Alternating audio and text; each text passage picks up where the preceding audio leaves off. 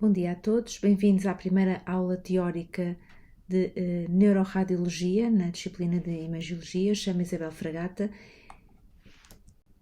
e nas próximas duas aulas vamos falar dos principais pontos, das principais técnicas de imagem para a imagem do cérebro e da medula. Depois vamos falar sobre emergências traumáticas e vasculares do sistema nervoso central, em particular 3 situações em que nos vamos focar: compressão medular, o AVC agudo e a hemorragia intracraniana aguda. Vamos falar dos principais aspectos de imagem das doenças vasculares mais comuns do sistema nervoso central e algumas indicações para intervenções neurovasculares. E por fim, como comunicar com os doentes enquanto neuroradiologista. Vamos então rever parte destes aspectos que vamos agora discutir, já terão sido cobertos em outros anos, por exemplo, na disciplina de Neurociências e também em algumas aulas desta disciplina de Imagem.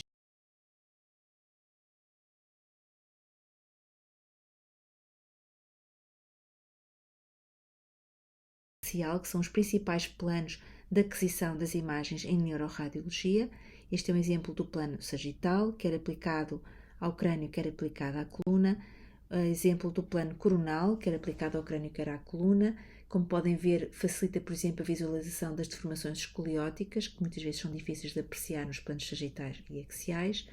E, finalmente, o plano axial, que é o plano mais comumente usado no exame de imagem de neuroradiologia mais frequente, que é o estudo de TC de crânio. As técnicas utilizadas na neuroradiologia são essencialmente ataque e ressonância, embora por vezes esteja também utilizado o raio-x simples, o raio-x convencional. Ele é sobretudo no presente utilizado para a avaliação do doente após trauma, permite a visualização das estruturas ósseas e também das partes moles, mas tem muito pouca definição e distinção entre os tecidos. Este é um exemplo de uma das aplicações que ainda hoje se utiliza com frequência, o raio-x de crânio simples, neste caso de uma criança, em que podem ver aqui as estruturas ainda não fundidas e a existência de uma fontanela aqui na região mediana, mas em que podemos também apreciar aqui uma estrutura linear, quer neste plano lateral, quer no plano frontal, e que corresponde a um traço de fratura, como podem ver. A TAC veio substituir e veio, enfim, trazer uma enorme melhoria na visualização das estruturas do sistema nervoso central. Estes são os dois pioneiros que desenvolveram as técnicas de TC, e esta é a primeira TC cranioencefálica obtida nos anos 70, como podem ver. Hoje em dia, as técnicas de TAC tiveram um desenvolvimento extraordinário com o desenvolvimento dos equipamentos multicorte. A TAC utiliza raio-x e essa aquisição é feita pela rotação de uma fonte de radiação em torno do doente e pela aquisição através dos múltiplos detectores que se encontram na gantry à volta do doente. E aqui podem ver o aspecto, enfim, no fundo nós podemos gerir a forma como visualizamos as imagens. As imagens são visualizadas numa escala de unidades de Hounsfield, que foram convencionadas, como sabem, em que 0 é a densidade da água pura, em que menos 1000 é a densidade do ar e em que, por exemplo, o osso muito denso tem densidades à volta dos 3000. E consoante nós tomamos a decisão de ver uma escala mais alargada destas unidades de Hounsfield, vamos ter aquilo que chamamos a janela 12, que podem ver aqui do vosso lado esquerdo, em que temos um enorme detalhe das estruturas ósseas, mas muito pouco detalhe das estruturas de partes moles. Ou, pelo contrário, podemos reduzir a amplitude desta janela de densidades e obter uma muito boa diferenciação entre as estruturas de partes moles, como é aquela que nós necessitamos para ver a substância branca e a substância cinzenta. A TAC permite ainda a reformatação em múltiplos planos e também a reformatação 3D. Aqui vocês podem ver novamente um crânio de uma criança, que nós reconhecemos pela presença destas estruturas abertas e da fontanela, e aqui claramente uma estrutura linear que corresponde a um traço de fratura, que é bem visualizado também nesta imagem aqui em janela 12. Qual é a vantagem de utilizar a TC? em vez de utilizar o raio-x simples, conseguimos perfeitamente ver uma coleção hiperdensa debaixo deste traço de fratura e, portanto, percebemos que esta criança, para além de uma fratura linear, tem também um hematoma subdural ou epidural. A TAC permite distinguir no AVC agudo as duas principais causas de déficit neurológico agudo. Por um lado, esta hiperdensidade que representa a presença de sangue agudo. Por outro lado, a hipodensidade que define um território vascular, neste caso o território da cerebral média, que representa uma lesão isquémica estabelecida.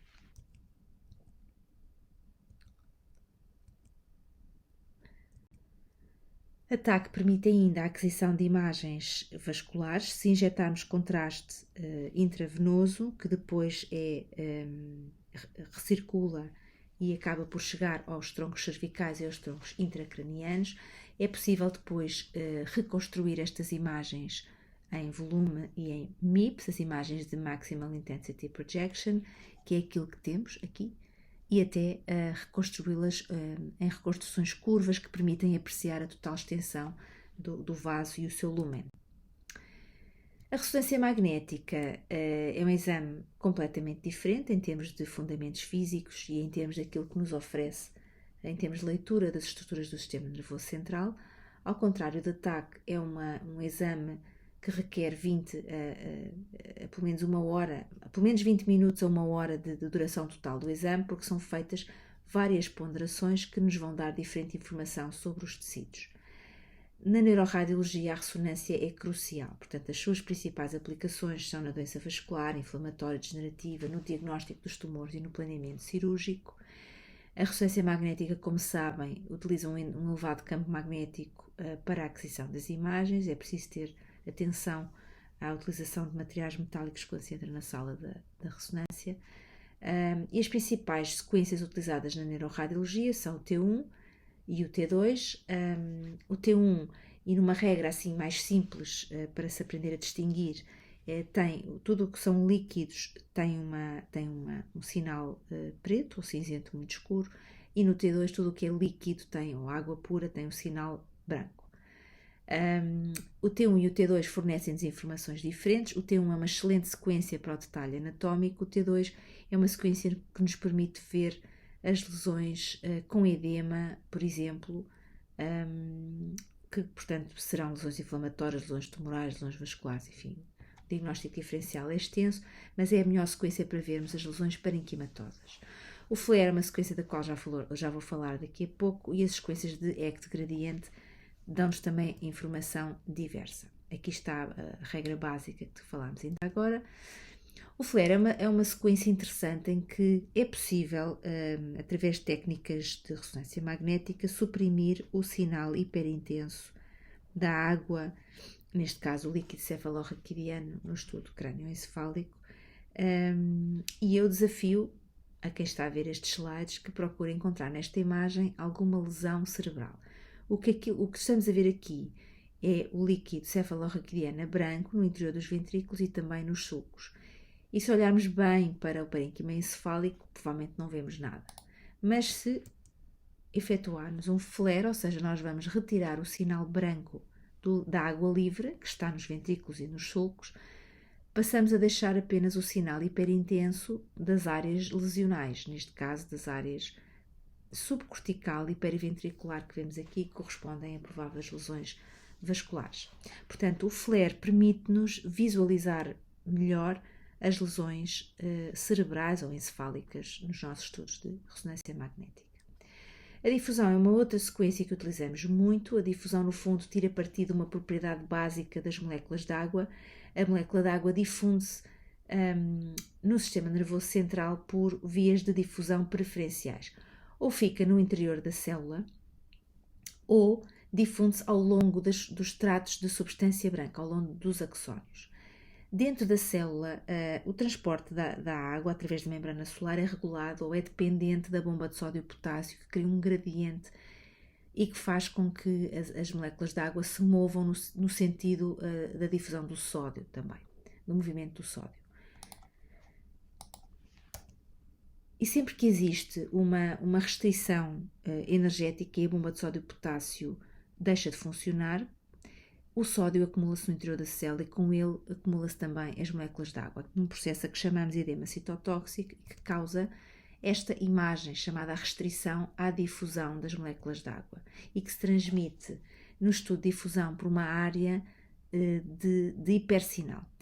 Esta área de hipersinal, no fundo, reflete o edema citotóxico e, portanto, um déficit energético que, nesta topografia, vai corresponder a uma lesão isquémica aguda no território profundo da artéria cerebral média. Neste outro caso aqui ao lado, o que vemos é uma cavidade com restrição à difusão e que corresponde a um sinal característico de um abscesso cerebral, em que no interior da cavidade do abscesso a estrutura do pus leva a uma restrição da difusão das moléculas de água e, portanto, à obtenção deste hipersinal. Sabendo que as moléculas de água se difundem ao longo das vias da substância branca, é possível traçar esse movimento e atribuir-lhe um sentido, um vetor e também um código de cores e que nos permite traçar e reconstruir as vias da substância branca. E neste slide aquilo que podem ver é a aquisição desta forma de difusão e a reconstrução destes múltiplos pequenos vetores que indicam no fundo a direção da difusão das moléculas de água ao longo dos axónios e que nos permite assim visualizar, por exemplo, aqui a via piramidal bilateralmente. Estas imagens que são muito bonitas e que finalmente ilustram aquilo que, enfim, nos nossos textos de anatomia acabávamos por aprender, são na verdade clinicamente úteis, uma vez que são utilizadas na clínica para mostrar a relação, como podem ver aqui nestas imagens, de uma lesão expansiva, de um tumor, com os feixes de substância branca que estão ao lado e, portanto, assim guiar melhor a cirurgia e o prognóstico após remoção deste tumor.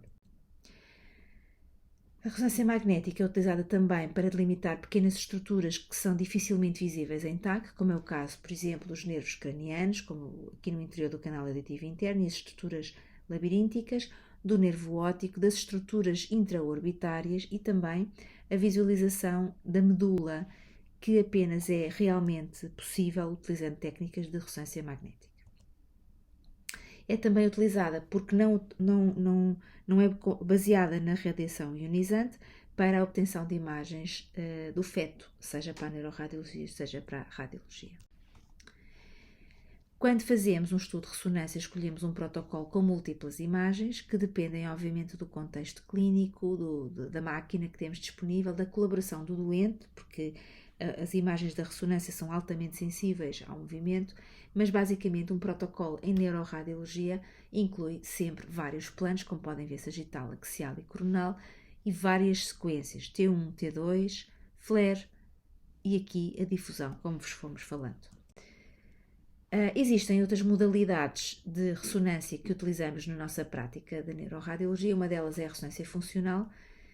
A ressonância funcional parte do pressuposto que sempre que é desempenhada uma função neurológica, seja a linguagem, seja o movimento, existe um aumento local da atividade neuronal e um aumento focal e transitório do consumo de oxigênio em determinadas áreas do córtex. Quando existe este aumento transitório do consumo de oxigênio, a relação entre a oxihemoglobina e desoxihemoglobina presentes no sangue, naquela localização, temporariamente altera-se e dá-se, por causa disto, uma pequena alteração do sinal REM obtido naquela localização. É possível detectar estas pequenas diferenças de sinal locais e mapear assim as funções corticais à medida que elas estão a acontecer. O exemplo de uma ressonância funcional é, enfim, com pós-processamento, ou seja, nós podemos atribuir uma cor a determinada localização da ativação cortical e fundir estas imagens com uma imagem estrutural do cérebro. E assim vemos, por exemplo, quando pedimos ao doente para mexer o pé direito e o pé esquerdo, vemos as áreas de ativação cortical motora do pé, como podem ver aqui, representados no lobo frontal parasagital, e aqui, quando pedimos para o doente mexer a mão direita e a mão esquerda, vemos as áreas de ativação cortical da mão, aqui representadas neste homúnculo, de um lado e do outro dos hemisférios cerebrais. Uma outra modalidade que é utilizada na neuroradiologia é a angiografia, aliás, patenteada pelo nosso neurologista Egas Muniz nos anos 20, praticamente há 100 anos atrás. Na altura, a angiografia cerebral tinha sido pensada para visualizar efeitos de massa indiretos sobre as artérias cerebrais e era executada pela punção direta da carótida, injeção direta de contraste e aquisição de radiografias simples. Hoje em dia, os equipamentos, os angiógrafos são muitíssimo mais desenvolvidos, são angiógrafos biplanares, com ecrãs planos e permitem, no fundo, chama-se angiografia de subtração digital, porque aquilo que fazemos é injetar contraste direto numa artéria, fazer uma aquisição radiográfica, portanto, utilizando raio-x, sendo que depois podemos subtrair a imagem de raio-x à nossa imagem final e obter apenas a imagem das artérias preenchendo com contraste. Aqui está a base, no fundo, da subtração digital, razão pela qual chamamos esta técnica angiografia de subtração digital. A angiografia tem uma particularidade interessante, é que permite, além da informação morfológica, uma informação dinâmica, que é aquilo que estamos a ver aqui nestas imagens. Ao injetar na carótida esquerda, nós conseguimos visualizar os tempos arteriais, os tempos capilares e, por fim, os tempos venosos da circulação.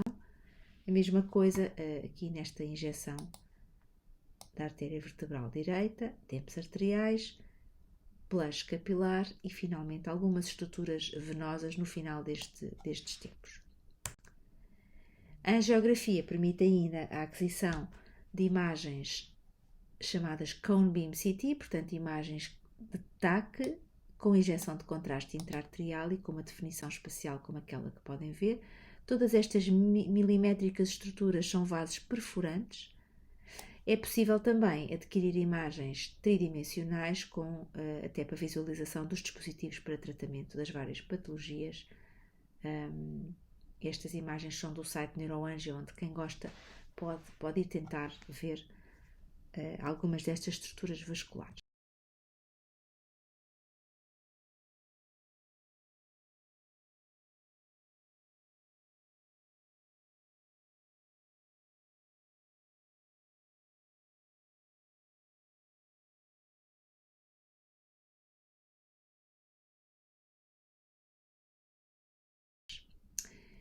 É possível também fundir as imagens da angiografia com outras técnicas, como por exemplo a ressonância magnética, e esta é uma estratégia útil, por exemplo, no planeamento cirúrgico de algumas lesões. E finalmente é possível também estimar velocidades de fluxo no interior das artérias, fazendo estudos intra-arteriais de fluxo. Basicamente, com estas técnicas todas, a escolha da prescrição da técnica adequada depende de um conjunto, depende sobretudo da informação clínica. É fundamental haver uma pergunta clínica à qual vamos tentar responder com um estudo de imagem. É importante, obviamente, o conhecimento da anatomia e de quem interpreta e dos diagnósticos diferenciais.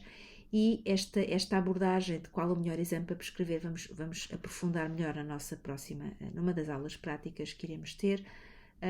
Mas basicamente a escolha do melhor exame de imagem depende de múltiplos fatores: o doente, a suspeita clínica de doença, em que ambiente estamos a fazer a prescrição, qual é a experiência clínica de quem a faz, e depois, obviamente, estão definidos critérios daquilo que é o mais apropriado prescrever para cada patologia. Só para terminar esta parte, é importante que todos saibam reconhecer qual é esta técnica de imagem.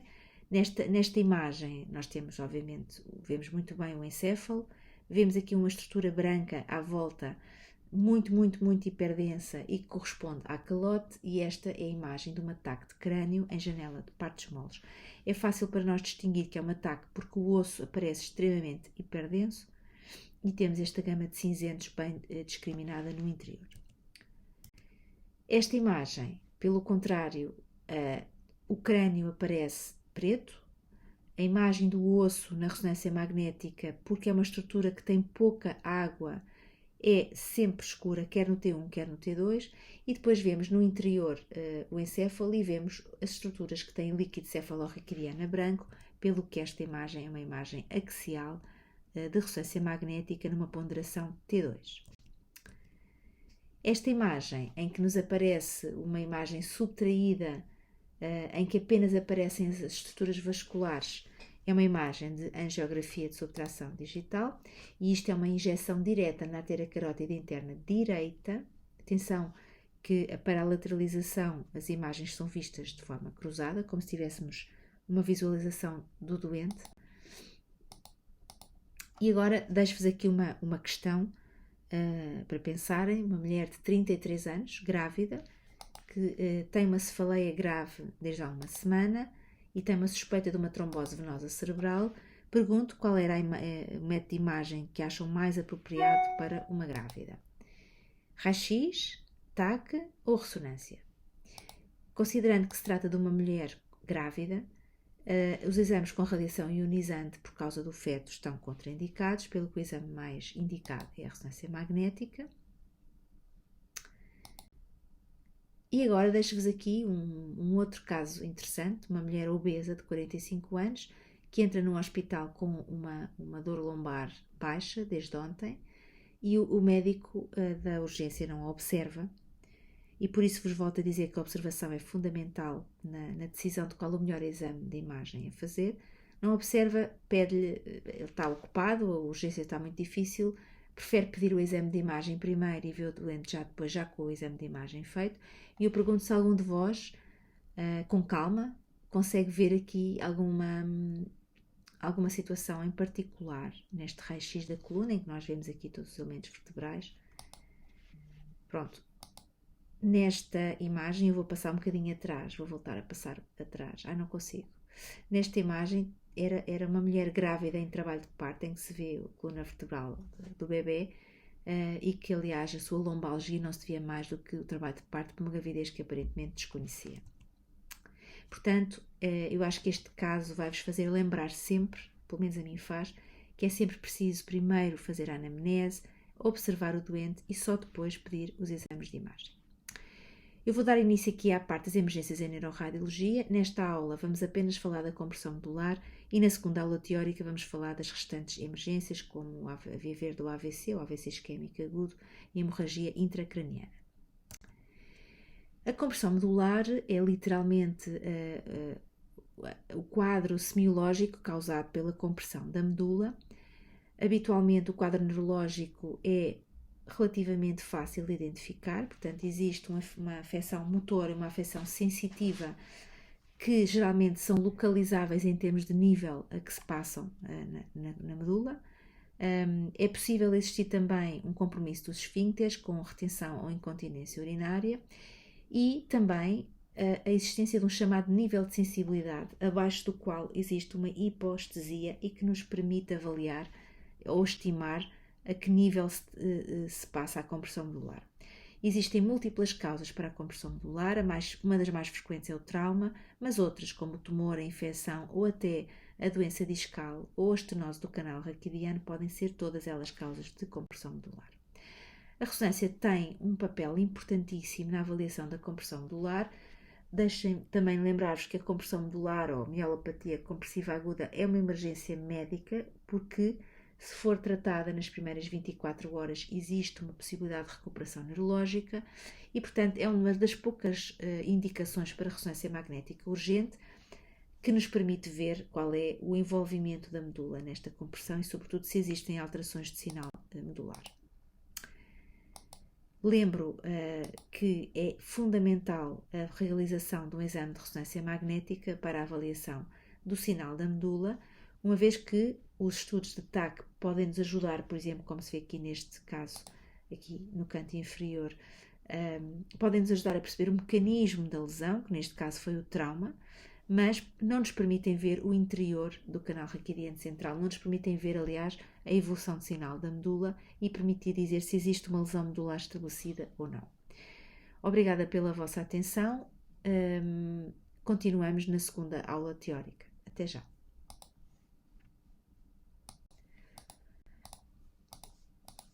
O AVC é a segunda causa mais comum de morbilidade em todo o mundo, também a causa que lidera a incapacidade.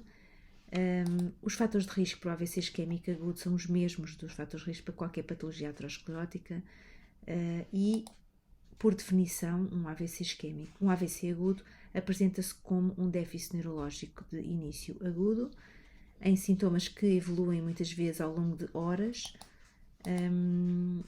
e enquanto que no passado o tratamento do AVC isquémico agudo era apenas um tratamento conservador, neste momento o AVC agudo é potencialmente tratável com terapêuticas de reperfusão endovenosas, como a trombólise ou a fibrinólise, ou terapêuticas intra-arteriais, como a trombectomia mecânica. Os estudos de imagem são essenciais na definição da AVC isquémico. A definição mais recente da AVC isquémico inclui um estudo de imagem, ou seja, não só tem que existir um déficit neurológico agudo, mas também essa lesão tem que ser documentada num estudo de imagem para que se possa concretizar o diagnóstico de AVC isquémico. Dentro dos acidentes vasculares cerebrais, a maior parte dos acidentes vasculares vão ser isquémicos, ou cerca de 80%, e apenas uma pequena percentagem são hemorrágicos. As causas são múltiplas. Quando fazemos estudos de imagem das lesões vasculares isquémicas, é essencial conhecer a anatomia dos territórios vasculares para que possamos não só fazer o diagnóstico, mas também detectar qual a topografia e qual o vaso envolvido nesta lesão. O AVC agudo é uma emergência. A janela para a trombólise endovenosa hoje em dia é 4 horas e meia, ou seja, é possível fazer fibrinólise se o AVC tiver até 4 horas e meia. Para fazer a trombectomia temos uma janela que agora, em casos muito selecionados, vai até às 24 horas, e sempre que um doente se apresenta com um AIT, ou seja, um acidente isquémico transitório, um déficit neurológico agudo que regride e para o qual não se encontra uma tradução imagiológica, é essencial investigar qualquer causa vascular, e como, por exemplo, fazer um estudo dos troncos cervicais por Doppler e um estudo cardíaco.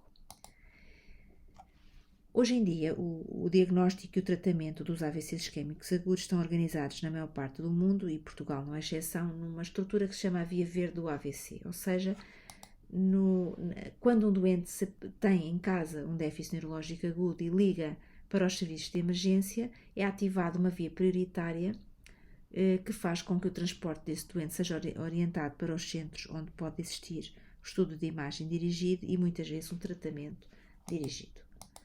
Portanto, é fundamental responder se estamos perante um AVC, se este AVC é isquémico ou hemorrágico, se existe ou não uma oclusão de um vaso que seja passível de tratamento, e, portanto, é muito importante que os médicos que lidam com estes doentes, mas não só, tenham ideia de quais são os aspectos principais a ver nos estudos de imagem do AVC agudo. Para o estudo, para a abordagem imediata de um doente com AVC agudo, o estudo de escolha é ataque sem contraste. Ataque sem contraste tem uma sensibilidade não muito elevada e uma especificidade relativamente boa para o diagnóstico da lesão isquémica ou das lesões que causam AVC agudo, e nós temos 3 principais objetivos para um estudo de imagem em contexto de AVC agudo. Primeiro, e o principal, excluir uma hemorragia. Fazer o diagnóstico do AVC isquémico versus hemorrágico é fundamental para imediatamente dirigir o doente para um tipo terapêutico ou para outro. Se o doente não tem lesões hemorrágicas, vamos à procura de achados de isquémia hiperaguda. E, por fim, excluir outras patologias intracranianas aos quais chamamos stroke mimics, ou seja, que podem imitar um AVC, mas que não são. Aqui temos alguns dos sinais agudos de isquémia: um vaso espontaneamente hiperdenso, o apagamento da interface entre a substância branca e a substância cinzenta, o apagamento dos sulcos corticais e até, algumas horas depois, uma hipodensidade estabelecida do parênquima. Aqui temos 2 exemplos, aqui eu vou tentar apontar. Uma hiperdensidade espontânea deste vaso, que significa que tem um trombo intraluminal, neste caso da carótida interna e cerebral média direita. E aqui é possível ver que existe aquilo que chamamos uma desdiferenciação entre a substância branca e a substância cinzenta, e que traduz uma lesão de natureza vascular isquémica recente. Após este diagnóstico diferencial inicial, é preciso, aliás, fazer um estudo de imagem vascular. Existem vários métodos possíveis. No contexto de TAC, se injetarmos contraste e fizermos uma aquisição rápida, adquirimos aquilo que chamamos uma angiotac, e que falámos na primeira aula teórica, faz parte do protocolo do AVC agudo, e é aquilo que encontramos aqui, nestas imagens. Vou sinalizar aqui, uma angiotac, que podem depois ser reconstruídas. Na angiotac, era não só possível localizar o local da oclusão, como também avaliar o estado dos colaterais. Ou seja, por exemplo, nesta oclusão, nós verificamos que está aqui um stopping, um contraste para ali no meio da cerebral média, mas vemos que há um preenchimento da vasculatura distal, significa que este doente tem bons colaterais. Se pelo contrário vemos aqui uma oclusão desta cerebral média deste lado e vemos aqui um vazio vascular, significa que este doente tem maus colaterais e isto significa que o seu prognóstico será pior. No AVC agudo existe uma oclusão de uma artéria, mas não existe imediatamente uma necrose celular, ou seja, há uma zona, chamamos-lhe o core, em que existe uma redução muito, muito marcada da perfusão e sobretudo aqui, por exemplo, nesta zona da cerebral média onde existem ramos perfurantes que são circulação terminal, existe uma necrose rápida deste tecido cerebral, mas pelo contrário, em toda esta zona à volta, são recrutados colaterais, como acabámos de vos mostrar, por exemplo, das artérias vizinhas, como é o caso da cerebral anterior. E esta zona, que fica semi-perfundida ou mal perfundida com estes colaterais, chamamos-lhe a penumbra. A penumbra é uma área que é potencialmente recuperável caso esta oclusão seja resolvida. Para identificar a zona do core e penumbra, utilizamos estudos de perfusão cerebral, que no fundo não são mais do que a aquisição de imagens de TAC enquanto perfundimos um bolos de contraste, ou seja, vamos gerar esta curva de densidade-tempo, que no fundo é uma curva de perfusão dos tecidos. E vamos obter alguns parâmetros que sabemos que correspondem ao core e outros que sabemos que correspondem à penumbra. E, portanto, se houver o chamado mismatch entre a zona de core, em que o tecido, enfim, já não tem viabilidade, e a zona de penumbra, em que existe apenas um atraso circulatório, mas ainda há uma zona passível de salvar, aqui representada a verde, então vamos decidir fazer a trombectomia. É possível utilizar também estudos de ressonância para o diagnóstico do AVC agudo, embora seja muito mais sensível e muito mais específica, nem todos os hospitais dispõem de equipamentos de ressonância e nem todos os doentes são capazes de ter estabilidade para fazer uma ressonância na fase hiperaguda do AVC. A verdade é que a difusão, a sequência de que vos falei na primeira aula teórica, tem uma elevadíssima sensibilidade. Em poucos minutos fica positiva para uma lesão isquémica, ou seja, esta lesão isquémica aparece assim, a branca, tal restrição à difusão que tínhamos falado, e sabemos que só ao fim de 3 a 6 horas é que as outras sequências, como o flare, vão mostrar a lesão. E, portanto, aqui temos a chave para quando não sabemos a hora de início de um AVC, se ele tiver uma restrição na difusão e ainda não tiver tradução no flare, nós sabemos que este AVC tem menos de 3 horas, seguramente, e, portanto, ainda pode fazer, por exemplo, fibrinólise endovenosa. Cá está, no fundo, um esquema daquilo que acabei de vos dizer, e o esquema do mismatch, chamado de mismatch difusão-flare. Este doente tem uma lesão que é visível na difusão, mas não tem tradução no flare. Significa que esta lesão é bastante recente e tem seguramente menos de 3, 4 horas e, portanto, é possível para este doente ainda fazer fibrinólise. Durante a evolução temporal de um AVC isquémico, o sinal na ressonância vai-se modificando ao longo do tempo, o que nos permite a nós, neuroradiologistas, determinar com alguma segurança qual é a cronologia da lesão isquémica. Deixo-vos aqui 2 casos para tentarem identificar onde é que estão as oclusões. São 2 imagens da angiotac, uma axial e uma coronal. Aqui vemos claramente que há um stopping aqui neste ramo da cerebral média e aqui vemos que falta todo o preenchimento do topo da artéria basilar. Portanto, uma oclusão do topo da basilar e uma oclusão do segmento M1 à direita. Aqui vamos tentar identificar qual é o lado isquémico. E se verificarmos, temos aqui bem definido o núcleo lenticular, temos aqui a cápsula interna, temos aqui a cabeça do núcleo caudado e deste lado vemos um apagamento do núcleo lenticular e uma certa acentuação desta hipodensidade, o que faz com que o lado afetado seja o lado esquerdo e que este doente muito provavelmente tenha uma oclusão da artéria cerebral média esquerda, uma afasia e uma hemiparésia direita. É possível, hoje em dia, tratar o AVC, como já vos falei, não só com fibrinose endovenosa, mas também por técnicas utilizadas pelos neuroradiologistas.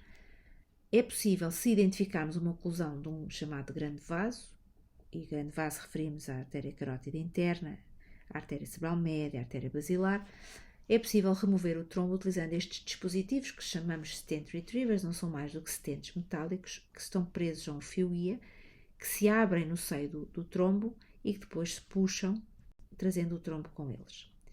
Vou tentar passar aqui este vídeo para vos mostrar a forma de atuação destes dispositivos. Aqui temos o trombo a ocluir, aqui temos um dos dispositivos e vemos a abertura do stent no seio do trombo e estão a ver o design das malhas do stent para capturar este trombo, como podem ver aqui, e ao abrir dentro do trombo ele vai agarrar-se ao trombo e vai trazê-lo quando se puxa o stent. Catheter as the Trevo Pro Retriever and Microcatheter. Hoje em dia, uma boa alternativa que a maior parte dos centros utiliza é a aspiração. A aspiração é um sistema bastante mais simples, em que é colocado um catéter de alto calibre junto ao trombo e é ligado a uma bomba de vácuo que fica ligada externamente e que vai aspirar os trombos.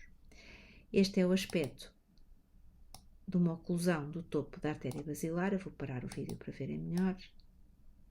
Portanto, aquilo que vemos é que quando injetamos contraste na vertebral esquerda, verificamos que existe aqui uma oclusão do topo da basilar e após aspiração, após trombectomia, vemos que há uma recanalização total do topo da artéria basilar. E, portanto, para o tratamento do AVC agudo e na sua avaliação, não se esqueçam que todo o tempo é pouco. Em cada 100 doentes, por cada 10 minutos que se atrasou, por exemplo, a fibrinólise intravenosa, há um doente que não consegue recuperar para um outcome favorável. Falamos agora da hemorragia intracraniana, que é também uma forma, enfim, de emergência, ou pelo menos de urgência neuroradiológica. A primeira avaliação do doente com uma hemorragia intracraniana é habitualmente a TAC, que é o exame mais rápido, mais acessível e que permite normalmente distinguir, como falámos há pouco, um déficit neurológico agudo, se trata de um AVC hemorrágico ou de um AVC isquémico. É muito fácil identificar o sangue agudo na TAC porque ele é hiperdenso, como se pode ver aqui nesta imagem. Isto é um aspecto do sangue hiperdenso e, basicamente, à medida que o tempo passa, este sangue vai evoluindo para ser cada vez menos denso. Portanto, na fase subaguda, mais ou menos entre os 7 e os 14 dias, ele é isodenso com o parênquima encefálico e, à medida que o tempo passa, a partir de 3 semanas mais ou menos, o sangue torna-se hipodenso, como se fosse igual ao licor. A hemorragia intracraniana pode ser, obviamente, parenquimatosa, mas também pode ser extra-axial, como podem ver aqui nos vários compartimentos epidural, subdural ou subaracnoideu. E é importante saber distinguir todas estas formas de hemorragia.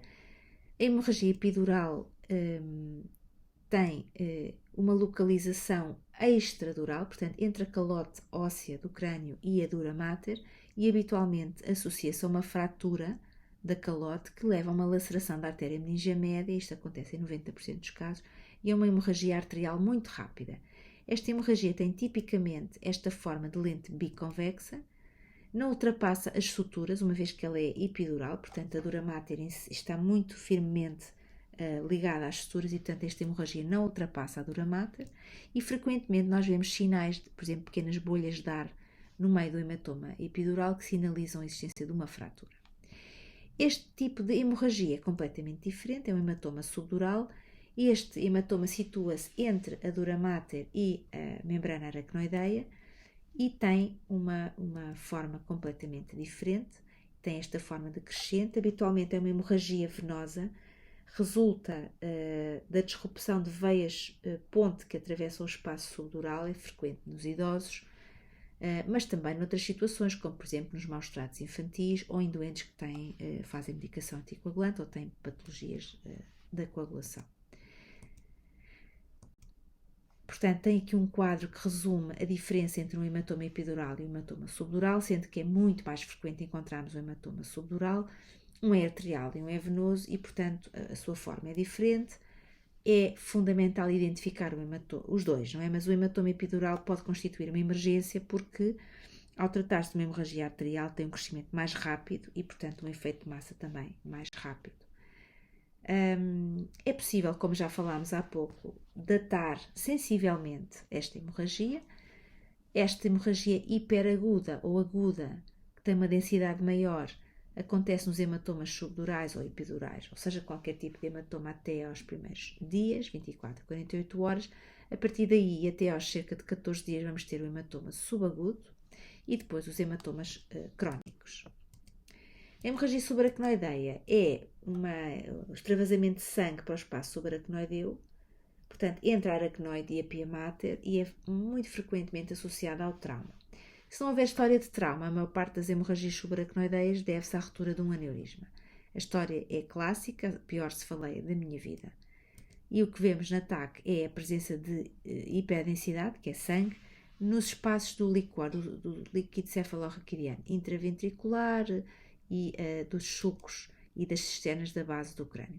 Sempre que é visualizada uma hemorragia subaracnoideia na ausência de história de trauma, às vezes, mesmo quando há história de trauma, é importante fazer uma angio-TC. A angio-TC vai permitir identificar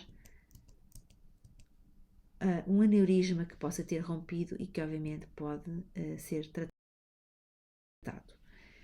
Aqui temos um exemplo de uma hemorragia subaracnoideia. O padrão desta hemorragia é muito sugestivo da ruptura do aneurisma, porque é um padrão que envolve predominantemente as cisternas da base. O doente fez uma angiotac, como podem ver aqui, não se identificou nenhum aneurisma e só posteriormente, quando se fez a angiografia, que se identificou esta muito pequena estrutura de 1,5 mm, que se pensa que possa ter sido responsável pela hemorragia. A presença de um aneurisma obriga a um tratamento, de um aneurisma roto. O tratamento pode ser cirúrgico e pode ser endovascular. O tratamento endovascular é conseguido entre outras técnicas. Uma técnica possível é a introdução de espiras ou de coilos metálicos no interior do aneurisma que permitem obliterar o lumen do aneurisma e impedir que ele volte a romper.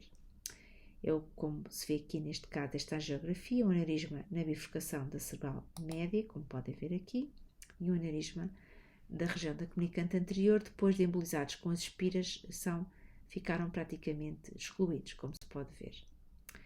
Falando agora da hemorragia intracraniana, ou melhor, desculpem, da hemorragia intracerebral, este é todo o conjunto de hemorragias que muitas vezes também chamamos intraaxiais, portanto são hemorragias para o parênquima encefálico, que constituem cerca de 20% das causas de AVC agudo. O maior fator de risco para uma lesão hemorrágica parenquimatosa aguda é a hipertensão e a seguir é a anticoagulação. Claro que existem outras causas, como o trauma, ter uma lesão estrutural, por exemplo, uma malformação vascular. E pelo TAC, como já vimos, é essencial para identificar a hemorragia, mas também nos ajuda a tentar perceber qual foi o mecanismo desta hemorragia. No caso da lesão traumática, é frequente que a hemorragia parenquimatosa ocorra nas zonas do encéfalo que estão junto ao osso pelos fenómenos de aceleração e desaceleração. Existe um impacto direto do cérebro, apesar de amortecido pelo líquor, nas superfícies ósseas e, portanto, os focos de contusão são tipicamente nas zonas de interface, como esta região subfrontal e também temporal. É o exemplo desta hemorragia, tipicamente de natureza pós-traumática, e aqui outro tipo de lesão hemorrágica, aqui causada por um projétil, por uma arma de fogo, em que se vê claramente o ponto de entrada e o ponto de saída da bala e toda a destruição e hemorragia no seu trajeto.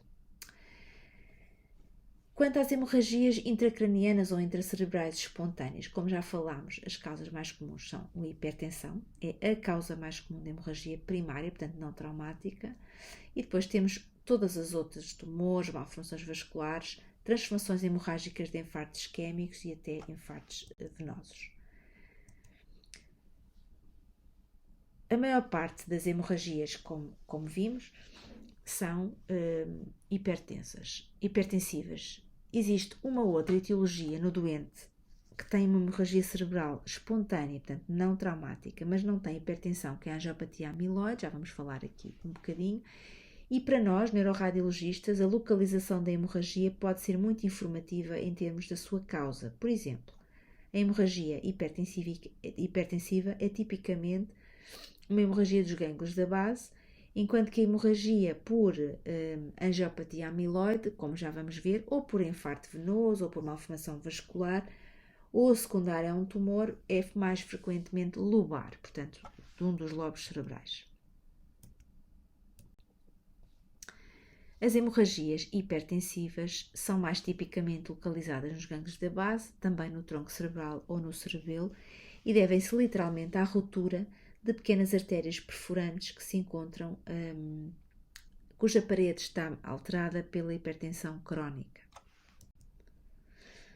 No caso do doente que não é hipertenso, existe uma patologia que é típica do doente idoso e frequentemente demente, que é a angiopatia amiloide. A angiopatia amiloide resulta do enfraquecimento das paredes arteriais pela infiltração com beta-amiloide, que se pode manifestar com múltiplas hemorragias e sequelas de hemorragias do passado, portanto, hemorragias em vários tempos. A trombose venosa cerebral é um quadro clínico típico de cefaleia e muitas vezes déficits focais e corresponde à trombose de uma veia, geralmente de grande calibre, como um seio venoso dural, que vocês podem ver aqui como estas hiperdensidades espontâneas, e que depois cursa com um chamado infarto venoso. Portanto, existe um componente hemorrágico, mas existe associado um componente edematoso importante. O diagnóstico da trombose venosa faz-se por angio-TC, pelo não preenchimento dos seios venosos na angiotac, aquilo que podem ver aqui nestas imagens. E também por RM, como podem ver neste estudo Veno-RM. Existem outras causas mais raras de hemorragias espontâneas, é o caso das malformações arteriovenosas, que no fundo são shunts arteriovenosos, como o próprio nome indica, e que muitas vezes por aumento da pressão, tem este aspecto na angiografia, acabam por causar hemorragias em diversas topografias. São também tratados por via endovascular, como se mostra aqui nesta imagem, em que é injetada cola, como vão ver agora, a cola para preencher todo o nidos, toda a estrutura da malformação arteriovenosa.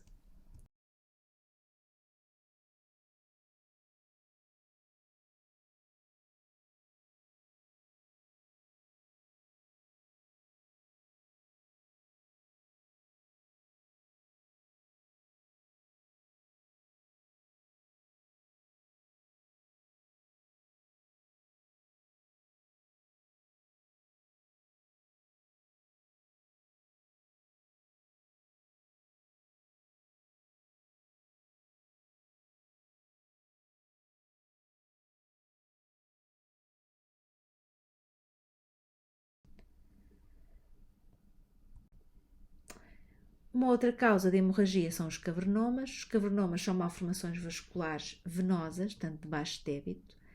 Têm tipicamente, a maior parte delas são esporádicas, mas existem famílias com doença autossómica dominante. Têm um risco hemorrágico anual entre 1% e 7% e são imagens como as que vemos aqui. Portanto, múltiplas imagens hemorrágicas em vários tempos de hemorragia, nem sempre sintomáticas.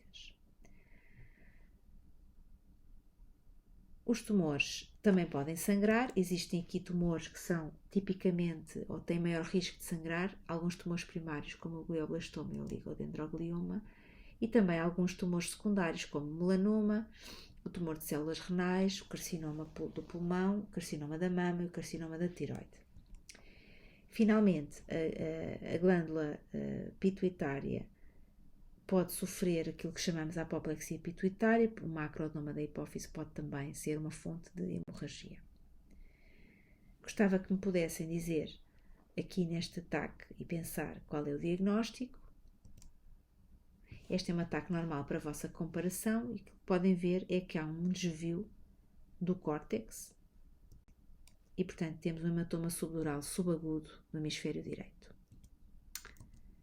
Portanto, falamos de emergências em neuroradiologia, nomeadamente do AVIA verde do AVC e também das lesões vasculares, ou melhor, hemorrágicas agudas. Vamos falar agora, nesta parte final, um pouco sobre os procedimentos da neuroradiologia de intervenção e um pouco também sobre a comunicação em radiologia, em particular em neuroradiologia. A neuroradiologia tem uma subespecialidade, que é a neuroradiologia de intervenção, que tem um curso relativamente recente, começou nos anos 80, anos 90, mas que tem tido uma evolução recente explosiva e que, com certeza, ao longo da vossa vida profissional se vão cruzar com estas várias técnicas. Esta é a lista de todos os procedimentos, ou dos principais procedimentos em neuroradiologia de intervenção, desde a angiografia diagnóstica, a embolização de aneurismas, malformações vasculares, fístulas, tratamento do AVC agudo, técnicas de revascularização, técnicas de intervenção na coluna, nomeadamente vertebroplastia, ozonoterapia intradiscal. Sobre o tratamento dos aneurismas falámos há pouco. Em parte pode ser executado pelo preenchimento do saco aneurismático com espiras metálicas. O tratamento das malformações vasculares e fístulas pode ser efetuado utilizando cola, chamado histoacril ou cianoacrilado, para obliterar o nidos vascular. É possível também revascularizar por via endovascular estenoses carotídeas e intracranianas, como podem ver aqui, com a presença de uma estenose grave da carótida interna que ficou bastante melhorada ou resolvida com a colocação de um stent. E por fim, só para terminarmos, destacar aqui um bocadinho a importância da comunicação e o papel do radiologista, ou neste caso do neuroradiologista, nesta cadeia de tratamento dos doentes. Raramente se fala da comunicação e, sobretudo, nas especialidades, e a maior parte dos médicos vão acabar por ser clínicos e lidar diariamente com os doentes, mas no caso dos radiologistas e dos neuroradiologistas não há geralmente este treino para a comunicação. A comunicação é extremamente importante, mesmo para um radiologista, não só para o radiologista ou neuroradiologista que faz procedimentos de intervenção, mas porque é preciso também comunicar, não só nos relatórios, mas diretamente com o doente, o resultado do seu exame de imagem. Há regras básicas de comunicação que são, enfim, de certa forma expansivas a todas as especialidades, apresentar-se com o nome, mas em particular explicar ao doente que vem fazer um exame de radiologia ou de neuroradiologia a expectativa que pode ter em termos do tempo, ou da aquisição, da utilização de contraste ou não.